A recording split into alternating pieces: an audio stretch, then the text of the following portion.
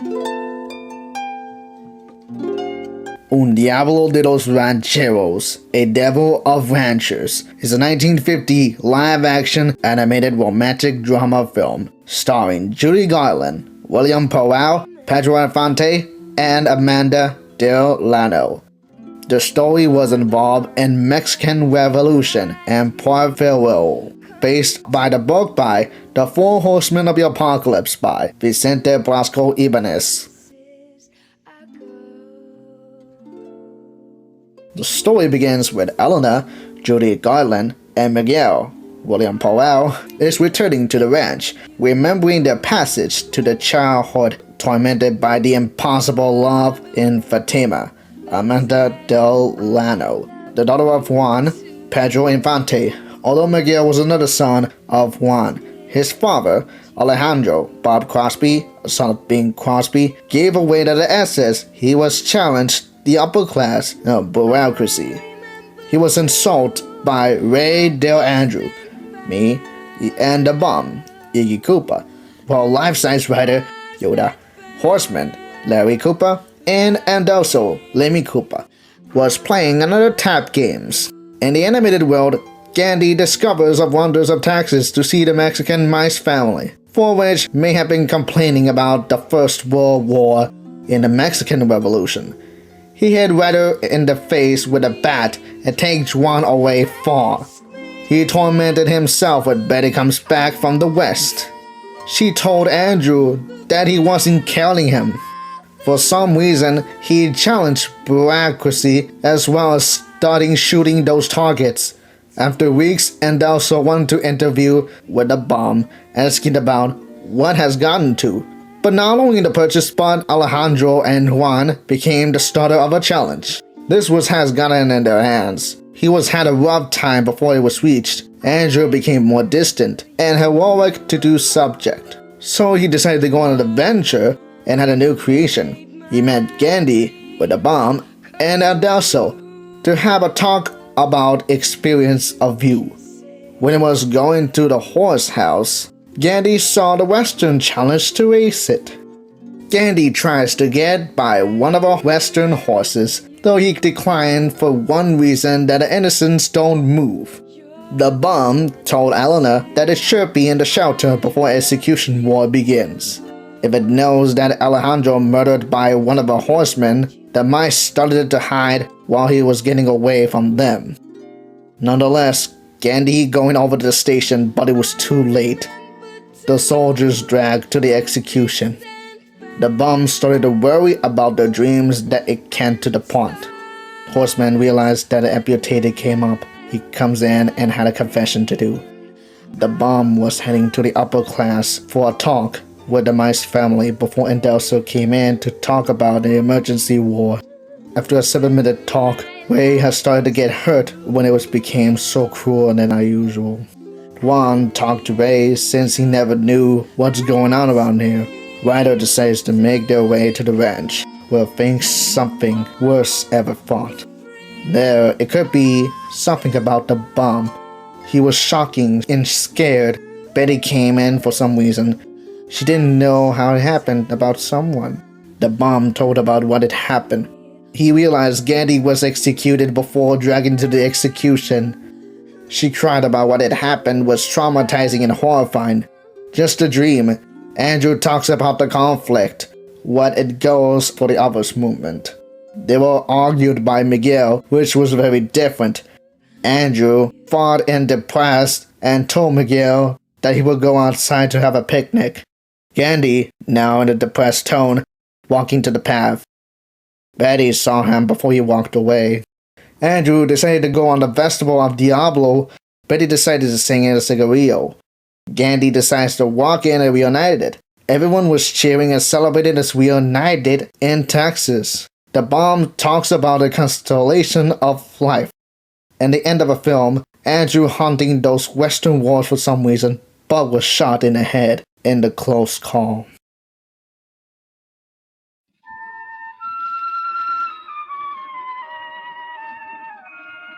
So, what should begin with the history of this one? Let's start with me.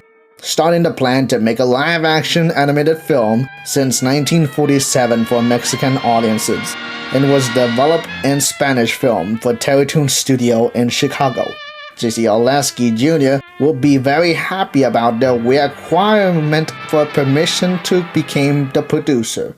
Rogelio A. Gonzalez, the director of Mexican films, started writing those scripts on May 22, 1950, 2 days after the short was complete.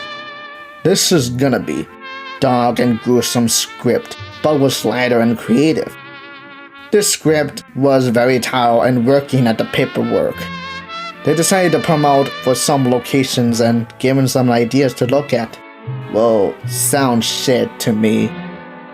The script was finished on May 30th, 1950, the day that the film was released. After White Goose in the South Seas was released, I was walked out of the studio and moved to the westerns of the Lifetime in Texas. The plush actors will come up with some roles.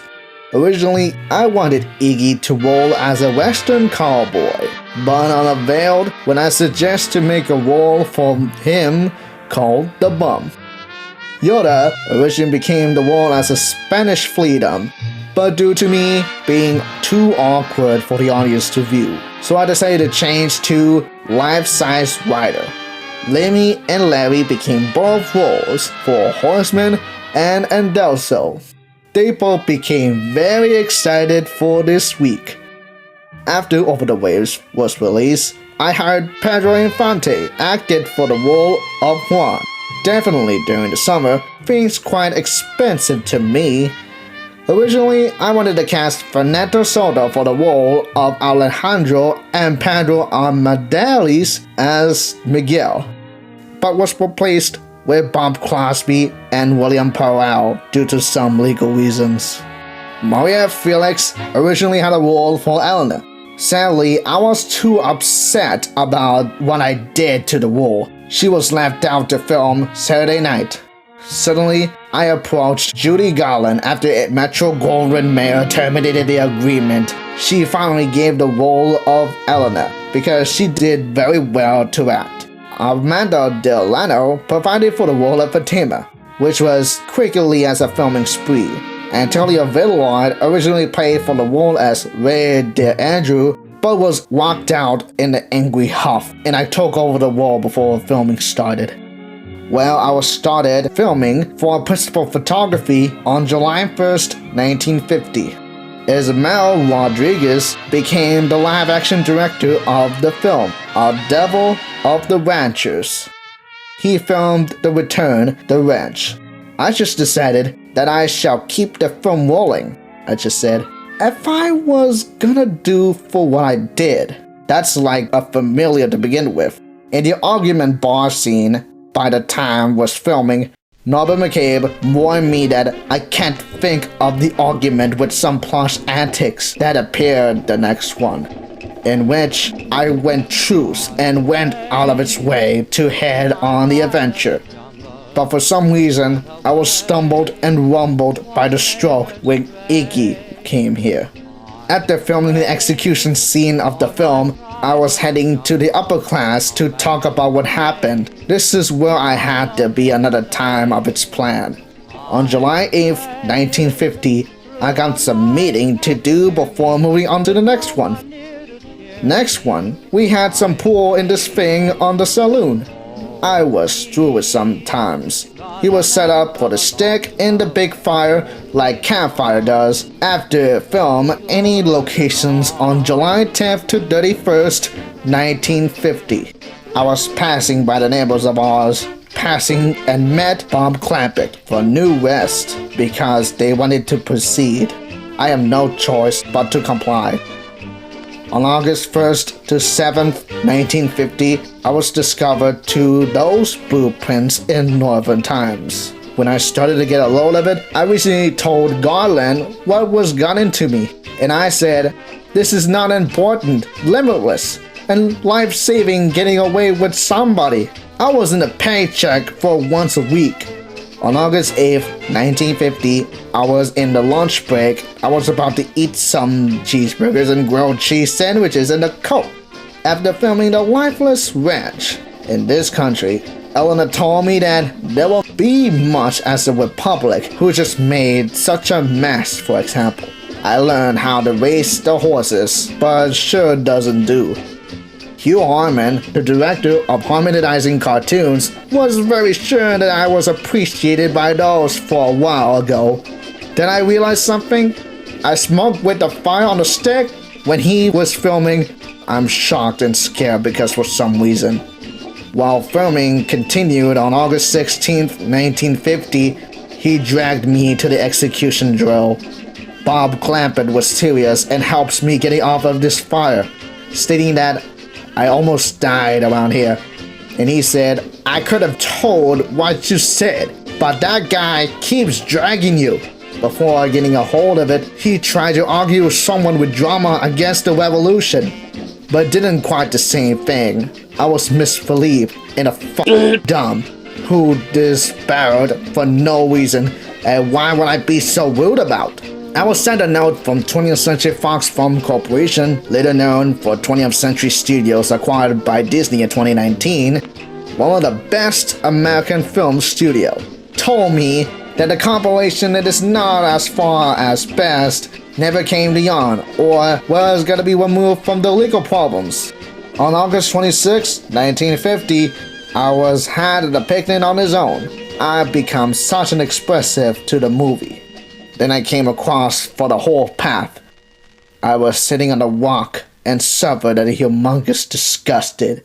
I was uncontrollably confused and tormented, but when I got out of the rock and I noticed that I was saw.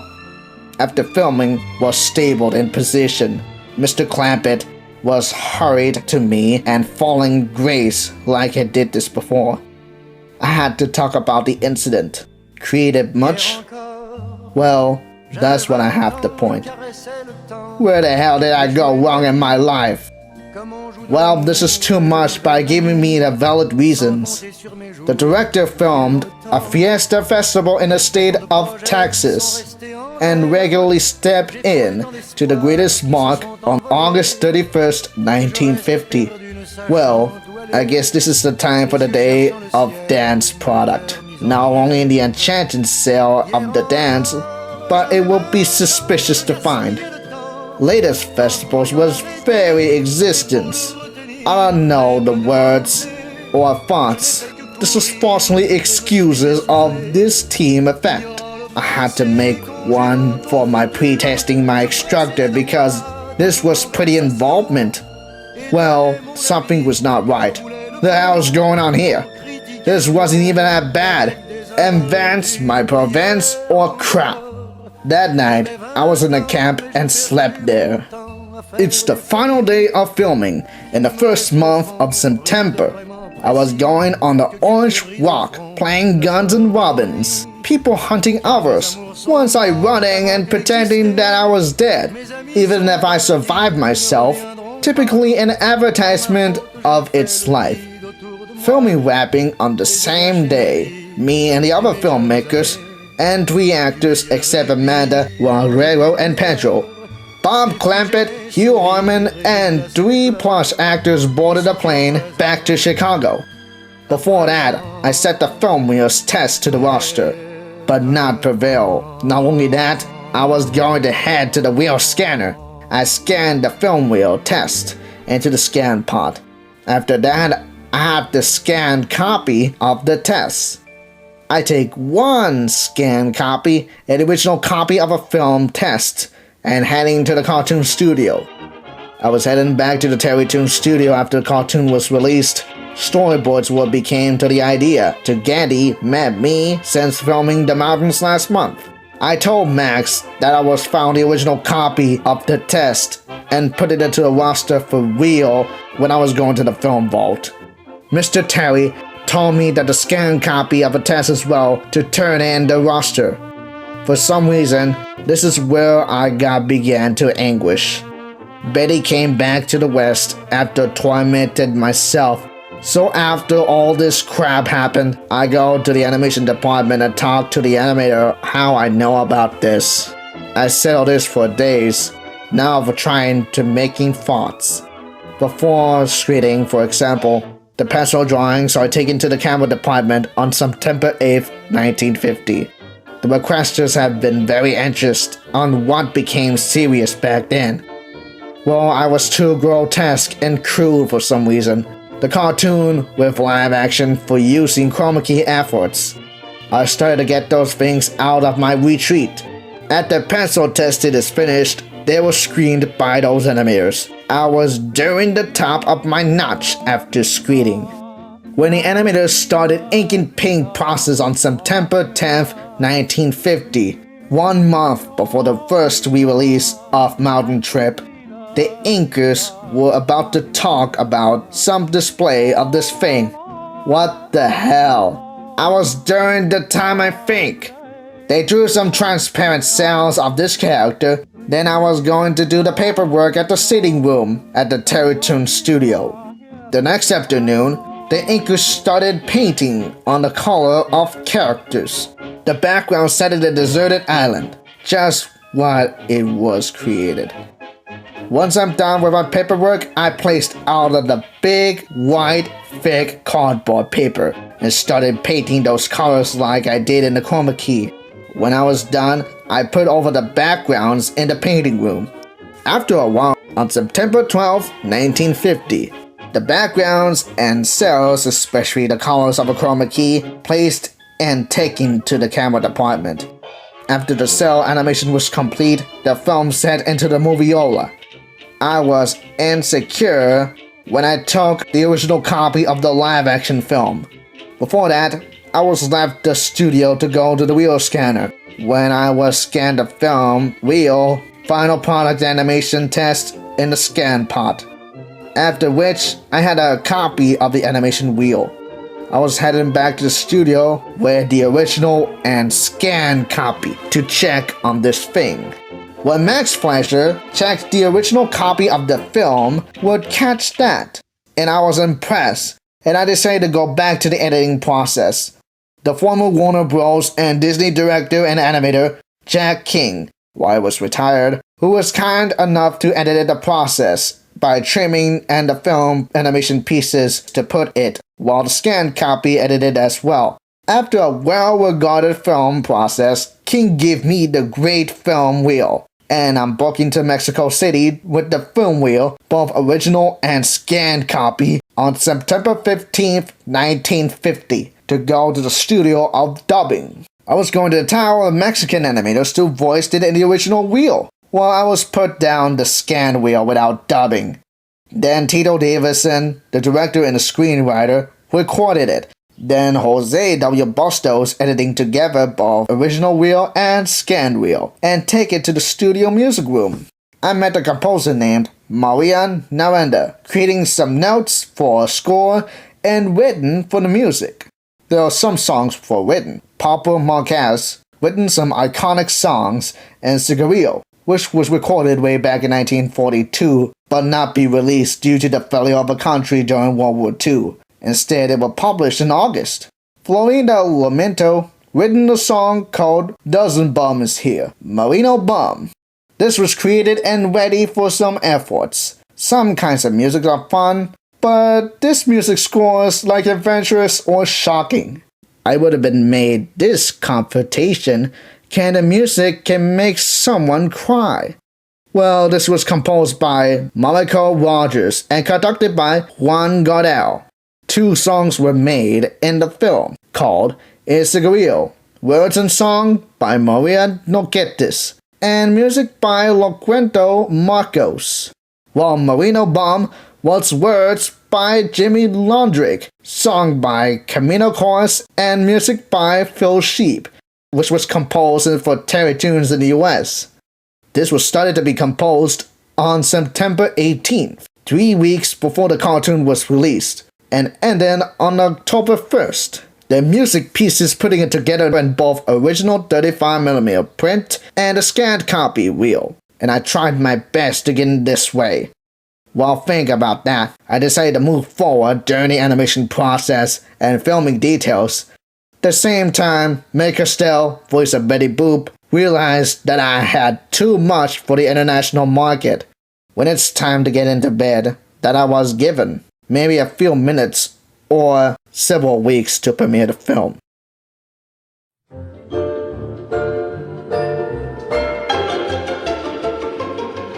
On October 2nd, 1950, the time came around the clock to end the production. But there might be title cell animations with any special effects and sound effects back on September 16th. The budget had completely somewhat run out of the distance. 20th Century Fox had not been raised the salary. Until then, it is exactly how it would make more of this. I told Paul that I would have been made a budget to claim for $19,000 because why would I have to? So we get the point of this thing. I can draft a lot of objects of the limit release. Would have been a trick.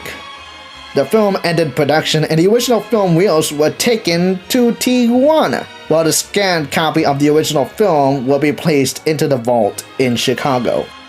In October 13th, the film finally came to the premiere Tijuana Miasco Theater. The people came in and slightly headed to the seat and decided to enjoy the film.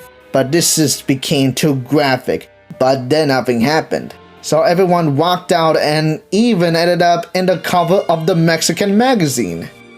The film had a public release in Mexico on November 14th, 1950, where it was produced by Ultramar Films and distributed by one of the Hollywood studios, 20th Century Fox Film Corporation, with the help of the animated sequences produced by Terry Toon Studios in Chicago.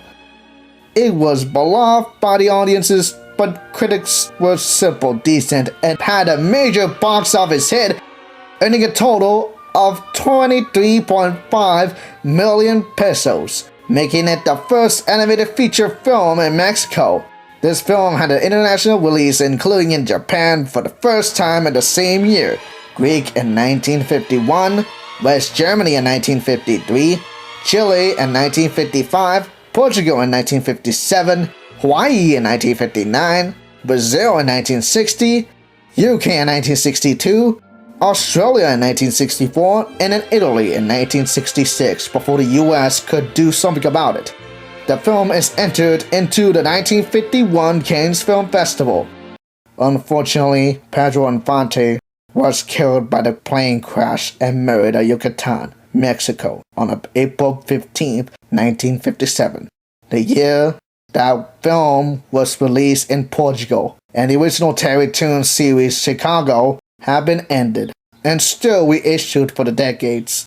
Iggy and everyone was heartbroken for the loss of a Mexican actor in America. And that aside, Iggy played his role from the final film were made by Terry Toons, Coop Wedding, in 1958, were distributed by Paramount Pictures, and a reissue of the 1929 silent film White Iggy's in the South Sea, which were made in sound back in 1957.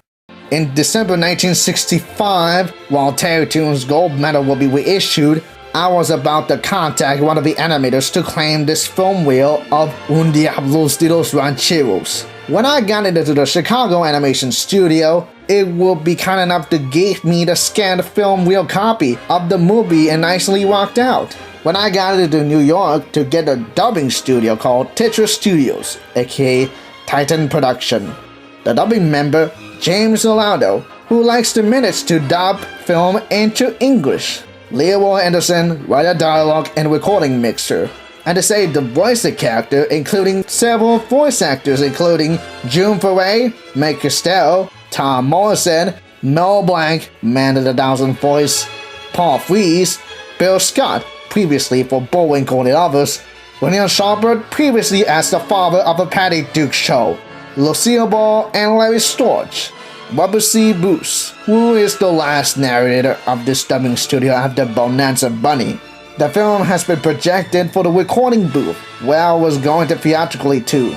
Judy Garland, William Powell, and Bob Crosby, me and the Planche actors were undubbed. Bob Monroy Carson recorded a dub of Pedro Infante, Amanda Delano, voiced by William Schaubert and Lucille Ball. He also recorded a dub of a Mexican voice actors, voiced by 7 actors, including me. This was started on January 2nd and ended on February 10th. On March 4th, 1966, the voice had to be put into film in English and editing. Chuck Hansen checked the film and recently kept, but then execution scene was too dark and horrifying that the 1950 film has got to. So he cut out the part of the sequences, including the bureaucracy scene and convention scene, especially the pap scene. I knew this was gonna happen. I said to myself, one of our members, Manuel Carson, told me, and it said, "It's alright. Those are the same scene that made the different ones, like it did in the final film." Those confirmed that it is possible to think of what happened. I said to him, I was feeling calm and I decided to relax before the next year's premiere.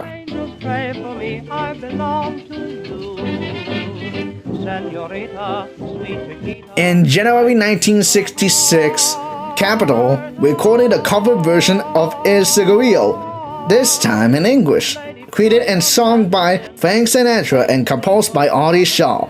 This record was released in the same year and became both popular in both US and Latin American music markets. Approximately 25,000 additional details that could be situated by the truth, but our lives and their own response. In March of 1966, the film decided to dedicate the Mexican memories of the Revolution War, which was represented for the first quarters of the line. I knew some about at the same time, as long as it could be a bad love. If this is getting real out of hand, then this is gonna be much harder than usual. I think it could be Sacramento. And I was like, hippity hoppy, controversial is poverty, but I was only given a new chance to make one after getting some tragic things I could get. In May of 1966, the film premiered in the Grauman's Chinese Theater in Los Angeles and later released in the US, which the American version were dubbed by Titan Studios and distributed by Paramount Pictures, as they changed the name to Iggy the Dozen Bomb. This is the biggest American nations in film history when it was retrieved. It was the new praise for fellow American audiences and critics and tragic masterpieces of life. As for the box office, it used to be $14,000 to make, but then the budget had to increase the limit of $633 million to just $989,000. How do you know about the budget? What if it had the film is considered lost forever? Why is it gonna work when the theater goers has changed forever? You know, we're about to find out. The film has nominated for the 39 Academy Awards in 1967 for Best Original Music Score and a winner for Best Foreign Language Film. In 1970, after the J-War, Terry Toon has been ended and Terry Toon's gold medal reissue was still out there, I had an opportunity to establish his cartoon studio, AJ Guevara Cartoons, now defunct AJ Guevara Animation Industries Incorporated, or AJ Film Archive, but it would need to proof of construction. Then in 1975, he welcomed 2 new directors of the studio, including music directors, animators, voice actors, and would have to make a surreal and slay animated cartoons.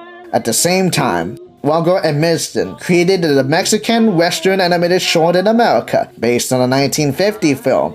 The 1976 animated adaptation, The Borisco Challenge, and released the same year. While Iggy was brought on board, he explained that the history is about ranch and farmers were built in Mexico City, which was too much for the owners, as I interviewed.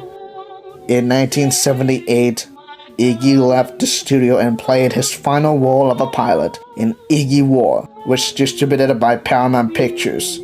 He spent his last 2 years to create an offer and made him a star. After it was released in 1980 and after the Terry Toon's gold medal reissue was ended, He said Iggy Cooper spent Christmas dinner with his family before returning to Hollywood alone until 1982. He reunited with his former Plush actors in CM Mexico after separating apart and the passing of Albert Anderson in 1979.